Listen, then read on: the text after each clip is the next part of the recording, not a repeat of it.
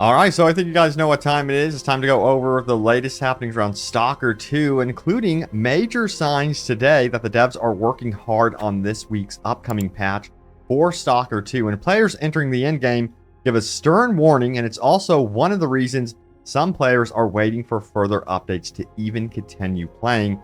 And the modder has apparently gotten A-Life 2.0 up and running in its current state, and he gives insight if this system is better or worse than the first Stalker game, plus a big PSA on how you can sell weapons with durability under 40%. Yes, it is possible, and more invaluable tips later in the video as well. And as always, I'm going over your top comments. So if you're wondering if the dev team are going to be able to make the deadline for this brand new patch, which is going to be by the end of the week, things are looking very good according to SteamDB. As you can see, we have a release candidate, which was updated only 2 hours ago, which goes to show that they are currently working and testing out this upcoming patch. And I am crossing my fingers and very hopeful that they will actually be able to pull this off and release this brand new patch here by the end of the week. And again, this is going to be only the beginning for this sort of thing. We're going to be seeing a bunch of hotfixes going forward. And players are finally entering into the end game, and things are beginning to look a bit shaky here. Check it out. It says this: people have no idea how bad the late game is in regards to bugs,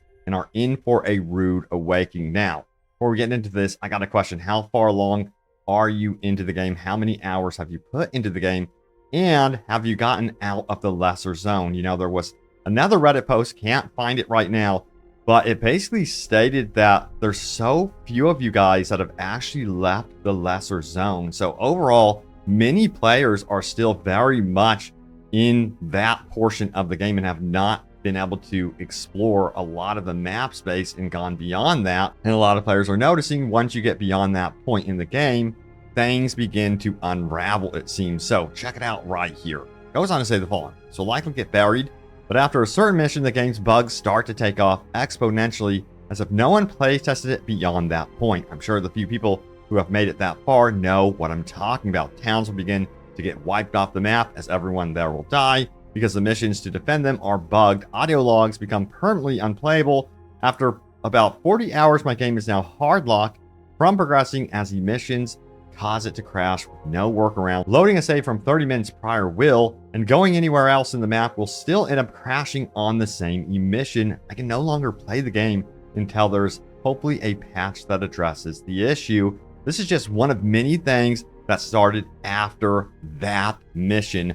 With all the possibility, I really believe most people are still roaming around what is considered to be the early game. If you get a mission to go to clear a sky, I suggest holding off and just chilling out in the zone for a while until a patch is released. The mission directly after that will cause your game to begin unraveling. And I think the next hotfix is going to be addressing some of these issues, by the way, by the end of the week. So I think that might actually be really good advice there. And I'm seeing a lot of people under this thread agreeing with this, including this one right here. Yep, I stopped around this point. I'm currently waiting for patches.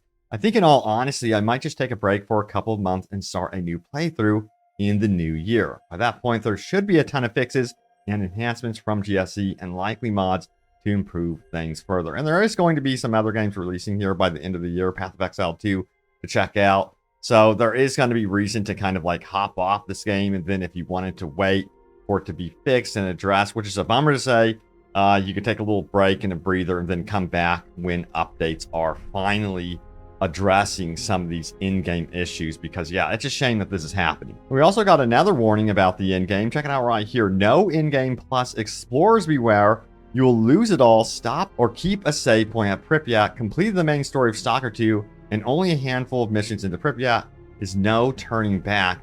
You're very quickly sucked into a cyclone of in-game missions leading to the very end. No returning, no coming back to the exclusion zone. And someone joked here, it should read Meet Hanukkah at Embers. Love the cyberpunk reference there. And this guy's got the idea here. Basically complete all the side content before completing the main mission. Have a good save file that you can fall back onto as well if you want to go back and free roam and do the side activities. And I guess it's easy to miss the message that you are entering into this point of no return. Check it out. I got a point of no return pop up when I opened a still door with a card and entered the building. The pop-up is very easy to miss though if you sprint past it. So maybe that's why this happened to you. So good luck. Hopefully you don't miss out on that pop-up. But again, you know, if this is something that players are accidentally missing, then maybe GSE Game World should make a more in-your-face type prompt, really letting you know you are stepping into the point of no return, that this is it. Make sure you also have a really good save file you could fall back onto to kind of do those side activities. And you know, part of the community is completely baffled as to why the game is designed like this in the first place, because it would be nice to be able to complete the main story and then be able to continue exploring. Check it out right here. I hate when games don't let you go back regardless of story reasons. It should always end in open play. Yeah, especially when you're dealing with an open world game, it is so frustrating and infuriating when this sort of thing happens. I'm kind of curious to see what story reasons they have for this. I'm sure there's something there, of course, but I wouldn't be surprised if modders came along and fixed this issue pretty quickly. But I gotta say, it is definitely not all bad news. For me personally, the journey so far has been so immensely enjoyable. And this post here, I definitely agree with. It says, 20 plus hours in Stalker 2, technical and optimization issues aside, world building, open world design, and atmosphere is state of the art. It's as good as it gets, lads. What GSC has pulled off, their ongoing support and mods, will last us yet another decade, if not more. I'm absolutely certain of it. I do believe that we are kind of in a cyberpunk situation. This game is definitely not perfect, but what it could become is something absolutely special and something that the gaming community talks about for the next decade.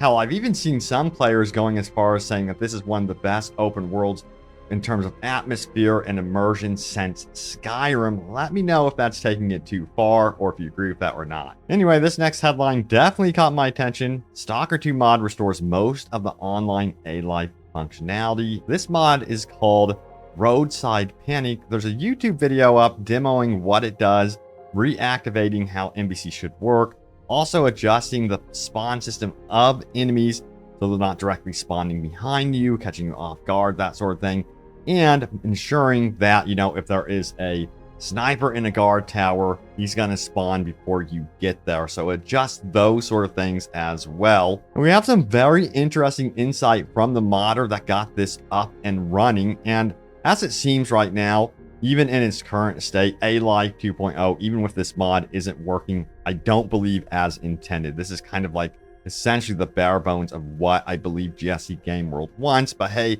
I believe that this is actually an improvement. But check it out right here. It says the following. What is the catch with this mod? So performance is a big issue. It says the performance will slaughter your frames on an already unoptimized game. A top-of-the-line CPU is recommended. And it made me wonder, is this why A-Life isn't working 100% currently?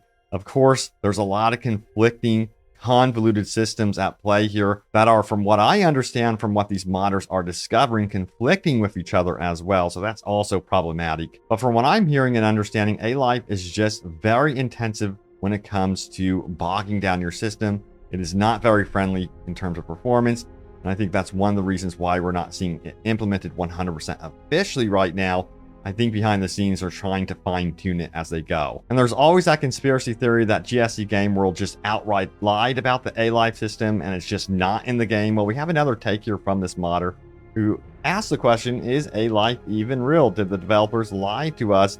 And he says this, the discussion is stupid because A-Life has always been a smoke and mirrors marketing term for a complex NPC control system together with the dangling bells and whistles of intersecting mechanics. This new AI director is not by any means watered down. In fact, the reason she is such a mess is that the AI system is in fact too convoluted. But rest assured, the director can do all the things you expect out of Stalker. She's able to schedule faction conflicts and turf wars and create the kind of gunfights in the old Stalker games, the ones you hear in the distance and hope to avoid walking into. So it's all there, it's in the coding, it just needs to be activated properly, fine-tuned, and working right. So much freaking potential, let me tell you what. And one of the most annoying things is by far weapons with durability that is 40% and less, because you know what that means. You can't really do much with them in terms of trade and selling and trying to like make money off them. However, that's not true, because check it out right here. PSA, Fragman in Rostock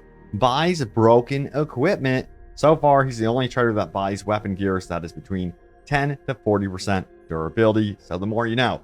So if you're wondering, hey, what do I do with all this stuff? It is wise to actually just stash it and store it and then go to Ragman, and hey, you have an option to sell that equipment. Now, someone did ask, hey, is the price going to be different from like a 70% durability weapon?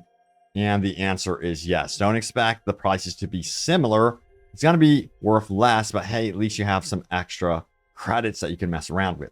Also, we have this one, pro tip, artifacts react to physics. You can move them out of danger with your bolts. So you can see that the artifact is very much in the danger zone, as it would call it. And you could use your bolt to kind of shimmy it over into an area where you can pick it up and you're good to go. Nice.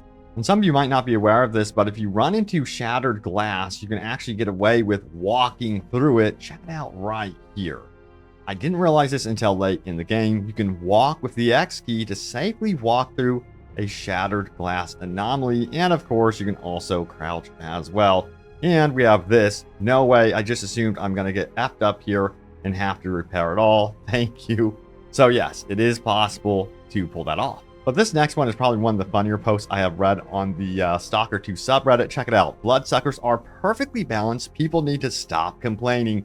You all need to get a grip and stop asking for bloodsuckers to be nerfed. If anything, they should be buffed. The blow is all you need to survive. When charging, if you holster your weapon and start playing the guitar, they will interrupt you as a friend and stop attacking. In my testing, they will often return with Fred if you play well enough. Don't carry high damage SMGs and clip-fed shotguns. Just think of how expensive to maintain, ammo costs, and effective they are. Skiff's pistol with regular ammo is the most effective against bloodsuckers. Oh yeah, sure. Avoid using armors with high physical defense. These are not fashionable and actually highly offensive to bloodsuckers. Don't climb on cars or elevated structures. Don't climb on cars or elevated structures. You can get tetanus, hurt your ankle, or end up with a splinter. Bloodsuckers are also shy, and this will frighten them. On average, humans have about 1.3 gallons of blood. Why are you being selfish? You don't even need all of that. Stay away from long corridors with only one entry point or areas with a lot of anomalies. When fighting bloodsuckers, it's best to run to a large field at night if possible with lots of vegetation around. And it makes you wonder who posted this. Bloodsuckers are perfectly balanced. I gotta say, I absolutely love this community. And yes, I also love reading your comments. So yes, that's what we're gonna do right now from my previous video. So remember, as always, leave a comment down below.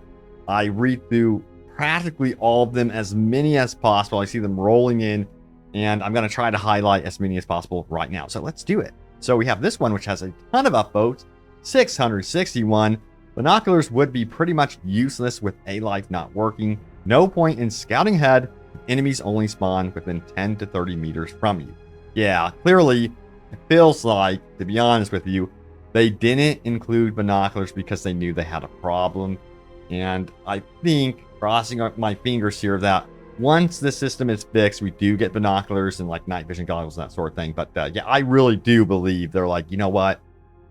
At first, let's hide this problem by not including binoculars at all. And we have, it's so effed up that they have NPCs with night vision goggles, but they didn't make any for the player. It's like they're trolling us, you know? It's terrible. And we also have, all I need is that A-Life fixed, because it's stupid how enemies just randomly spawn around you and even next to you sometimes. Very, very frustrating and annoying, to tell you what. Two biggest things I want, obviously aside from optimizations and fixes, is the radio chatter, on the PDA back, and also a faction rep view on the PDA. Yeah, I've heard that from many of you, that you just want to be able to look at your faction standing, because I believe some of you guys that are entering into like later in the game, you are entering into towns and suddenly they're attacking you. And you're like, what's going on? What did I even do wrong? So yeah, there needs to be more feedback, because you don't want to be like too many hours into the game, not understanding what has gone wrong and essentially exile yourself from an entire town. That would be terrible. Also, it says it cost me 20,000 coupons to fix my armor. It was at 60% durability. Ain't no way that's intended cost. Remember, they did officially say that they will be making adjustments to the economy. They need to do this badly because, yeah, that makes absolutely no sense. But there it is, the latest happenings around Stalker 2. Remember, stay tuned here. I have you guys covered, and I will let you know when that next patch update rolls out. I'm hopeful that they also have full-blown patch notes for us as well, so we can see what's changed in great detail. I'll go over that with you guys, so look out for that. But thank you all so much for watching, and I will see you all next time. Take care.